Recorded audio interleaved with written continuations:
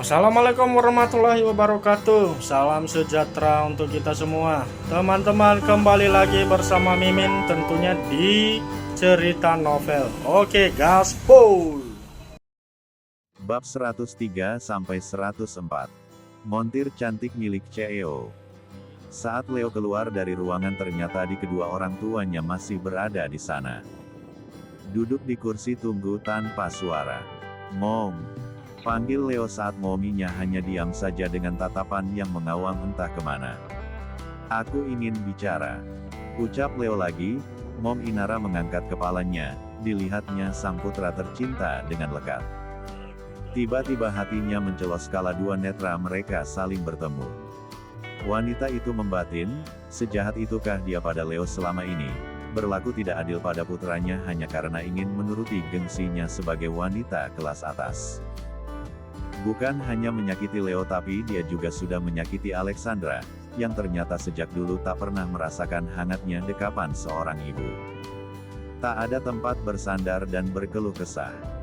Berbeda dengan Leo yang sejak kecil sudah sempurna dengan kasih sayang yang utuh.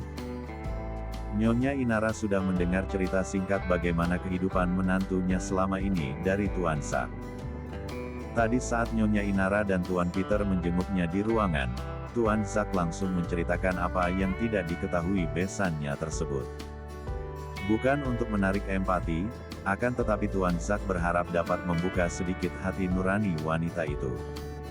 Dan benar saja, ternyata itu berhasil. Hati kecil dan naluri Nyonya Inara sebagai seorang ibu merasa terluka, kala mengetahui bagaimana Alexandra menjalani hidupnya dengan penuh kesengsaraan. Tuan Sak bahkan dengan sengaja mengatakan jika Nyonya Inara tetap tidak juga bisa merestui hubungan Leo dan putrinya setelah mendengar cerita tersebut, maka cara satu-satunya memisahkan untuk memisahkan mereka adalah dengan membawa Alexandra pergi. Dan ini bukan sekedar ancaman. Saat Tuan Sak mengetahui bahwa Fanya bukan putri kandungnya, saat itu pula lah tak ada lagi sayang yang tersisa untuk istri dan putri tirinya itu. Dan cara terbaik untuk melepaskan diri dari mereka tentu dengan pergi sejauh mungkin. Dan tak mungkin Tuan Sak pergi tanpa Alexandra di sisinya, karena hanya alelah satu-satunya peninggalan berharga yang diberikan oleh mendiang sang istri. Makanya jika Nyonya Inara terus menentang, maka Tuan Sak akan mengambil sikap tegas. Dia tak mau lagi putrinya tersiksa batin, karena mendapat perlakuan yang tidak baik dari siapapun termasuk besannya tersebut. Perasaan Nyonya Inara jadi campur aduk, dia tahu Leo pasti akan hancur dan terluka jika Alexandra pergi meninggalkannya. Besarnya cinta Leo terhadap ibu kandungnya kini tak sebesar cintanya pada sang istri. Begitu yang terbersit dalam pikiran wanita paruh baya tersebut. Tanpa menunggu mominya menjawab, Leo langsung menjatuhkan bokongnya tepat di kursi samping Nyonya Inara. Jadi posisinya saat ini Nyonya Inara duduk diapit oleh dua lelakinya, suami dan putranya. Mom, setelah kejadian hari ini, apa Momi tetap tidak bisa menerima Alexandra sebagai istriku? Leo yang tak suka bertele-tele langsung to the point bicara ke inti masalahnya. Jika iya, maka mulai hari ini aku tidak akan lagi menggunakan nama Barus dan itu artinya aku melepaskan diri dari keluarga ini. Dek, Nyonya Inara bergeming. Lalu menatap satu-satu wajah suami dan anaknya. Kamu tahu, berita pernikahanmu sudah bocor dan kini wartawan sudah banyak yang datang ke rumah kita. Alis Leo berkerut, cukup kaget mendengar ucapan mominya. Leo memang belum tahu berita ini, sebab Angga pun belum memberitahunya perihal masalah ini. Sudahlah Lintang menikah karena hamil duluan, sekarang kamu menikah tanpa memikirkan bagaimana selanjutnya. Kita ini bukan dari keluarga biasa, Leo. Apapun yang kita lakukan, dilihat atau tidaknya perbuatan kita lambat laun pasti akan terungkap juga. Leo nampak berpikir sesaat sebelum akhirnya kembali bicara. Aku akan menemui wartawan itu. Mom tidak perlu khawatir, aku yang akan menanggung semuanya tanpa melibatkan nama besar keluarga Barus ataupun Joyo Hadikusumo. Bagaimana caranya, Ham? Nama itu sudah melekat padamu bahkan saat kau masih dalam kandunganku. Biar aku yang memikirkan caranya. Mom tidak perlu membuang energi untuk itu. Mom cukup terima Alexandra sebagai istriku. Hanya itu. Dek. Ucapan Leo kembali membuat hati Nyonya Inara tersentil. Mungkin inilah yang dinamakan hidayah, ada sesuatu yang mengetuk-ngetuk pintu hatinya. Memintanya untuk berbesar hati menerima Alexandra sebagai anak mantunya. Baiklah. Mommy akan menerima Alexandra sebagai istrimu. Tapi Mommy ingin kalian berdua tinggal di rumah kita. Jangan tinggal di apartemen. Lengkungan senyuman terbit di wajah Leo. Senyum samar dengan mimik wajah cerah. Sungguh kata-kata itulah yang ingin dia dengar dari ibu kandungnya selama ini. Menerima Ale menjadi pendamping hidupnya. Terima kasih, Mom. Ucap Leo dengan binar bahagia seraya memeluk tubuh mominya erat. Tuan Peter yang sejak tadi diam karena ingin memberikan kesempatan pada istri dan anaknya bicara dari hati ke hati tak kalah bahagianya dengan Leo. Sekeras-kerasnya batu jika terus tertimpa tetesan air hujan maka dia akan retak juga. Begitu pula dengan kerasnya hati manusia, bila sudah terketuk pintu hidayah, pasti akan luluh juga. Leo melepaskan pelukannya, untuk masalah tinggal di rumah, aku akan bicarakan dulu dengan istriku. Jika dia tidak mau, aku tidak akan memaksanya, Mom. Setelah 30 menit berlalu, Leo kembali masuk ke dalam ruang perawatan Datsak. Sayang. Leo memanggil istrinya agar Ale mendekat ke arahnya. Sudah tak ada lagi air mata di wajah Ale, begitu pula dengan ayah mertuanya. Ale berjalan menghampiri. Ada apa? Tanya Ale penasaran. Aku harus pergi, kamu di sini dulu menemani Datsak tidak apa-apa kan? Kemana? Ada urusan yang sangat penting, sayang. Leo mengusap rambut Ale lembut, menatap matanya dalam-dalam. Soal apa? Tanya Ale lagi. Aku tidak bisa bicara sekarang, sayang. Tapi akan aku usahakan kembali ke sini secepat mungkin. Ale memicingkan mata menatap penuh tanya. Namun malah membuat Leo tersenyum, jangan berpikir macam-macam, sayang. Leo lalu mendaratkan satu kecupan hangat di kening sang istri. Aku pergi sekarang, ya. Ucap Leo terakhir sebelum pamit pada Datsak. Setelah berpamitan, gegas Leo dan kedua orang tuanya meninggalkan rumah sakit. Tak ingin masalah semakin berlarut, Leo memutuskan untuk membuat konferensi pers hari ini juga di kediamannya. Leo sudah meminta Angga untuk menghubungi lawyer keluarganya, untuk ikut hadir dalam konferensi pers tersebut. Mobil Mercy Tuan Peter sudah masuk perumahan elit di mana rumahnya berada. Leo sengaja ikut naik di mobil itu agar lebih efisien waktu. Terlihat dari dalam mobil para wartawan pencari berita berjejer di trotoar tepat di depan rumahnya. Beberapa dari mereka pun memberikan jalan untuk mobil mewah itu lewat. Pak, suruh semua wartawan itu masuk. Antar mereka semua ke taman belakang. Titah Leo pada petugas keamanan di rumahnya setelah turun dari mobil. Kemudian Leo dan kedua orang tuanya segera masuk ke dalam rumah untuk mempersiapkan diri mereka. Bab 104. Keluarga Barus begitu empuk bagi para wartawan yang mencari berita. Dan disinilah mereka, berada di depan puluhan kamera yang dipegang oleh para awak media, untuk membuat klarifikasi tentang batalnya pernikahan Lintang dengan calon suaminya, serta kebenaran mengenai kabar pernikahan Leo yang mendadak. Mereka juga penasaran siapa wanita beruntung yang menjadi istri dari pewaris tunggal keluarga Barus tersebut. Suara-suara sumbang makin ramai terdengar. Perilaku Lintang adalah penyebab cacian dari riuhnya para jurnalis di depan mereka. Meski mereka tak langsung menunjuk pada salah satu yang duduk di hadapan mereka, tapi tetaplah dapat dipahami itu ditujukan pada siapa.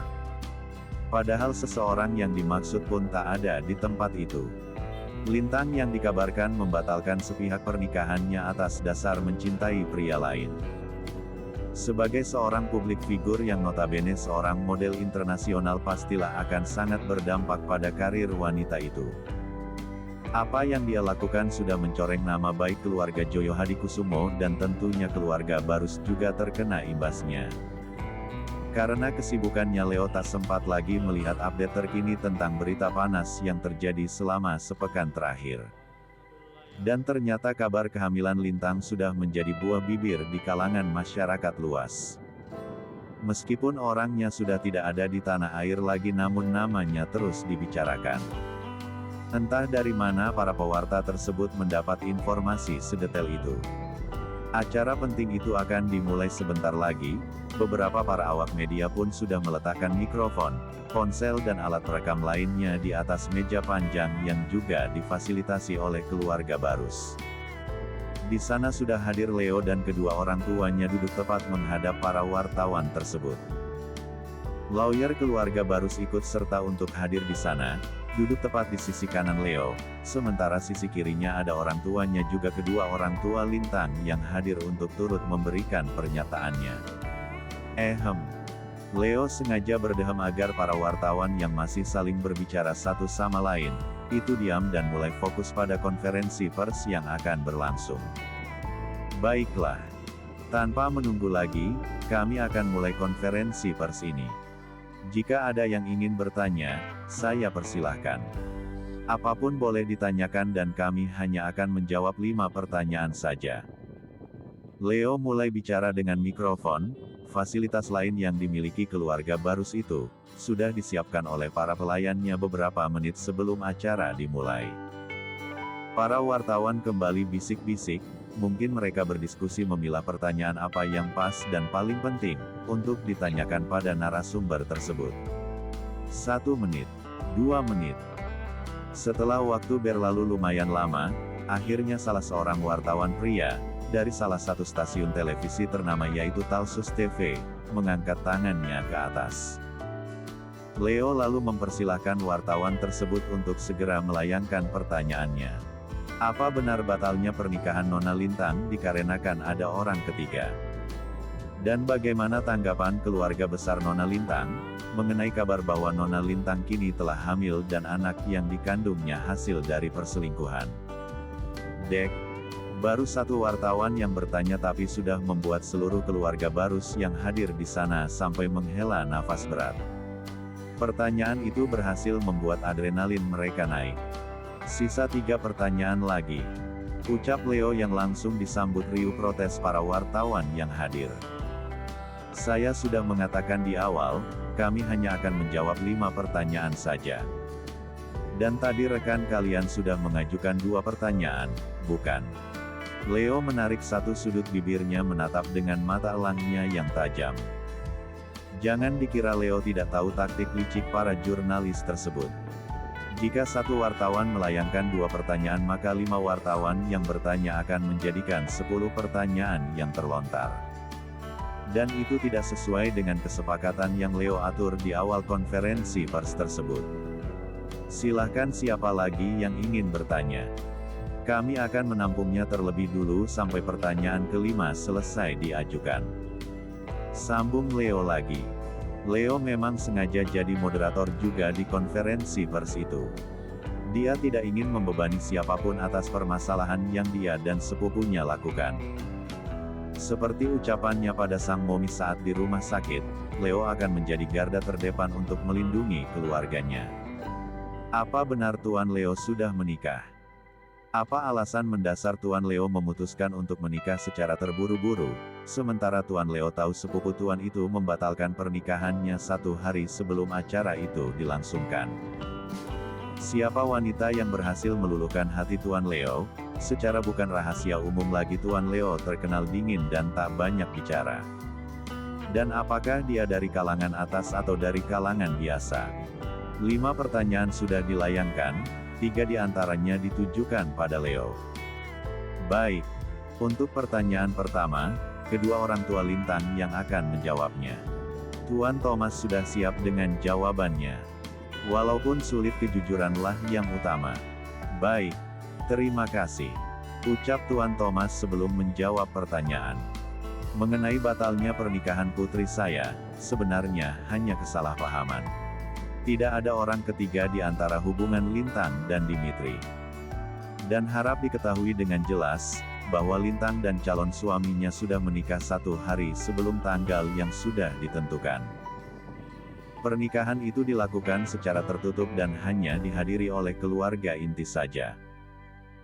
Untuk pertanyaan kedua, memang benar bahwa putri saya saat ini sedang hamil, namun perlu digarisbawahi, putri saya tidak pernah berselingkuh dengan pria manapun, dan anak yang dikandungnya bukanlah hasil dari perselingkuhan sebagaimana kabar yang selama ini berhembus di masyarakat. Lintang hamil oleh calon suaminya sendiri, Dimitri. Terima kasih. Setelah menjawab pertanyaan dengan panjang lebar, Tuan Thomas kembali memberikan mikrofon pada Leo. Namun belum sampai ke tangan Leo, Tuan Peter langsung mengambil alih. Saya ingin menambahkan sedikit perihal pertanyaan bagaimana respon keluarga atas kabar kehamilan Lintang. Jujur saja, kami memang kecewa atas tindakan anak kami yang sudah keluar dari batasan agama. Namun kami sebagai orang tua akan selalu menerima kembali putri kami, terlepas kesalahan yang dilakukannya.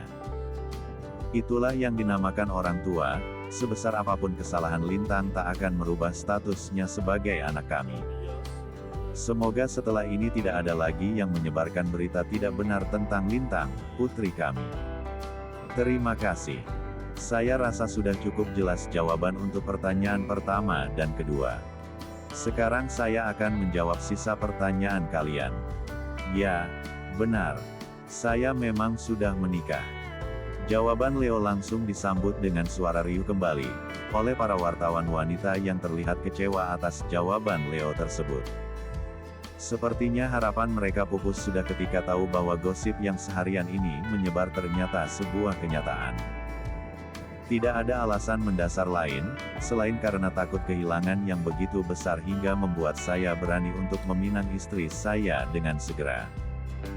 Dan seperti yang kalian dengar dari orang tua Lintang barusan, pernikahan Lintang tidak benar-benar batal, hanya mundur 1 hari dari jadwal yang sudah ditentukan.